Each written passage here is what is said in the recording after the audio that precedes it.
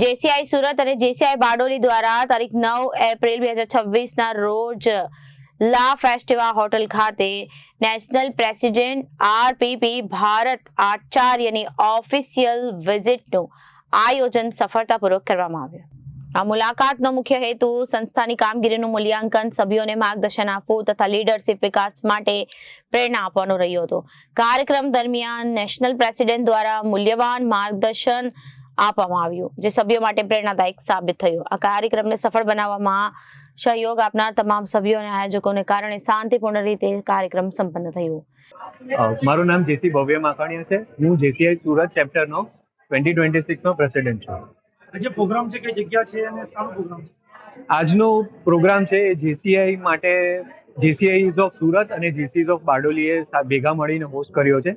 અને જેસીઆઈ ઇન્ડિયાના જે નેશનલ પ્રેસિડેન્ટ છે 2026ના જે આરપીપી ભરત આચાર્ય સર, તેમની ઓફિશિયલ વિઝિટ છે.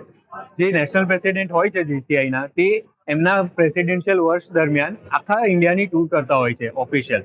તો ઇન્ડિયાના જેટલા પણ ચેપ્ટર્સ છે એ બધા ચેપ્ટરમાં એ લોકો વિઝિટ કરે છે નેશનલ પ્રેસિડેન્ટ.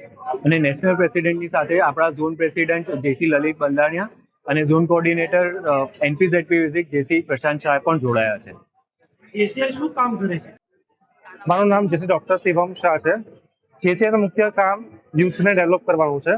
જેસીઆઈના મુખ્ય 5 સેગમેન્ટ છે, જેમાં ટ્રેનિંગ, મેનેજમેન્ટ, લીડરશિપ ડેવલપ કરવી, કોમ્યુનિટી છે, પીઆર માર્કેટિંગ અને ઇન્ટરનેશનલિઝમ છે. જેસીઆઈનું કાર્ય છે જે પણ યુથમાં રહેલી જે સુસુપ્ત શક્તિઓ છે એને જાગૃત કરવી અને સમાજ સુધી પહોંચાડવું.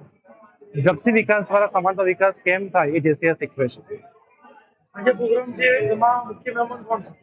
આજે પ્રોગ્રામ છે, એમાં મુખ્ય મહેમાન અમારા નેશનલ પ્રેસિડેન્ટ આરપીપી ભરત આચાર્ય સર છે, જે ઓલ ઓવર ઇન્ડિયાની ટૂર કરે છે. અને આજે એમની ઓફિશિયલ ટૂર સુરત અને બારડોલીમાં છે. આજે શું મેસેજ આપવા માંગશે હાલ એ પ્રોગ્રામમાં લોકો આવવાના?